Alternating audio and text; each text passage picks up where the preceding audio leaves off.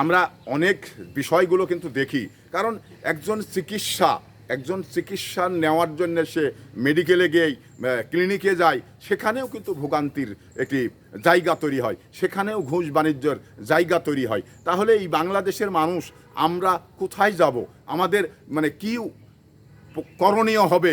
তো এই নিয়েই বিভিন্ন রকম বিভিন্ন মহলে আলোচনা হয়। একজন ডাক্তার চিন্তা করুন, সরকারি চাকরি রয়েছে, তারপরেও সে কিন্তু ক্লিনিক খুলে লাখ লাখ টাকা দিন কামাই করছে। তো এবার মেডিকেলের যে চাকরির সময়টা, সেটা সেই সময়ে উনি ঠিকমতো ডিউটি করেন না, কারণ উনার একটি চিন্তাই মাথায় রয়েছে, সেটা হলো যে আমি ক্লিনিকে 2টায় থেকে আমার বসার কথা আছে, আমি 2টায় জাস্ট 2টার আগেই যাব এবং 2টার থেকে রুগী দেখব, যতটা দেখতে পারি তত টাকা আমার কামাই হবে।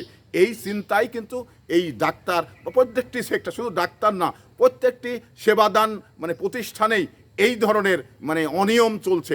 এই অনিয়মগুলো আমাদের দেখার দরকার।